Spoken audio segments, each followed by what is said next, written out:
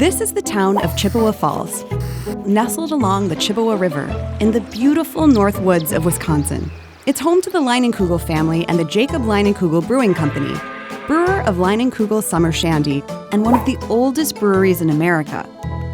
So what's it take for one family to keep the beer flowing for over 150 years?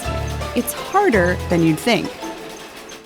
Our story begins in 1867 with a young German immigrant, a brewer named Jacob Leinenkugel. I like to refer to my great-great-grandfather as No-Neck Leine. For centuries, his family had been brewing beer in Germany. Now he was looking to make his mark in America. In Chippewa Falls, Jacob discovered a source of pure spring water, which makes for a great lager-style beer. He also discovered 2,500 thirsty lumberjacks. So he built a brewery. But brewing was hard work. To make ends meet, he enlisted his family. I think the hardest worker out of that family was probably his wife, Josephine. My great-great-great-grandmother.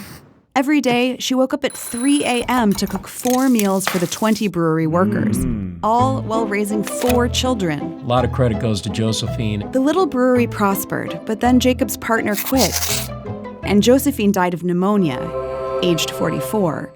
With a family to support, Jacob had no choice but to keep brewing. And the people of Chippewa Falls loved the beer so much, they elected Jacob mayor twice.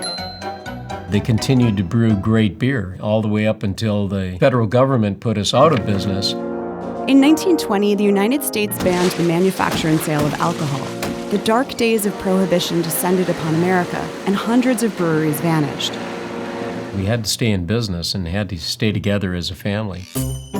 To survive Prohibition, they turned to Jacob's daughter, Susan, electing her president just 6 years after women won the right to vote. Third cousin twice removed. You have to go back through a family lineage to find that out. She saved Leinenkugels by brewing soda pop and mixers. I gotta believe that the mixers were being mixed with something else. When Prohibition came to a close, 2 other Leinenkugel women, Catherine Leinenkugel and Rose Casper, came to the rescue. They actually mortgaged their homes to get the brewing equipment back up and operating. Not a lot of breweries came out of Prohibition. Leinenkugel's was fortunate.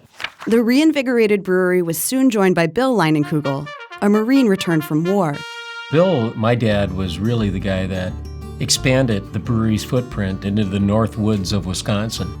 Bill had 5 children, and they helped out around the brewery as Bill hit the road, spreading the gospel of Leinenkugels across the Northwoods.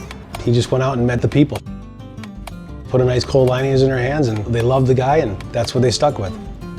Soon, he had transformed Leinenkugels into a major Midwest brewery. But it wasn't enough. Small brewers were being priced out of business by big brewers who had invaded their turf. Economics 101, folks. Back when Leinenkugels got started, there were nearly 4,000 breweries spread across America. By the late 70s, only 89 remained. As Leinenkugels became engulfed in the price wars, ask for Leinenkugels. It received help from a fellow Wisconsin brewery. It was in 1987 that my dad received a letter from Miller Brewing Company. My dad says, I think they want us to buy them. Well, it was obviously the other way around. Leinenkugels kept its family roots, and Bill's 3 sons built upon their father's legacy. After partnering with Miller Brewing Company, we began to develop different styles of beers that we probably wouldn't have been able to do on our own.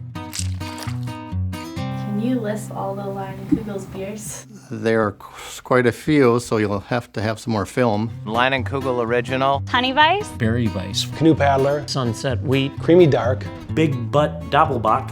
What else? Leinenkugel Summer Shandy. It wasn't until the development of Leinenkugel Summer Shandy that we decided to take Leinenkugels to the rest of the country. Whether it's the island of Manhattan, New York, or all the way up to the great frontier of Alaska. That's pretty cool. Okay, everybody, here we go! When we're on from here, the gang will be drinking all the beer.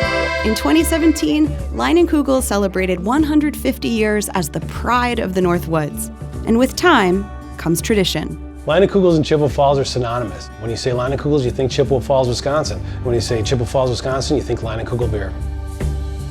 There's generations of Leinenkugels that have worked here at the brewery, but there's also been generations of other families that have worked here and continue to work here to this day. Our hats off go to them as well. It's a legacy that was started in 1867, and we're going to work really hard to ensure that that legacy continues.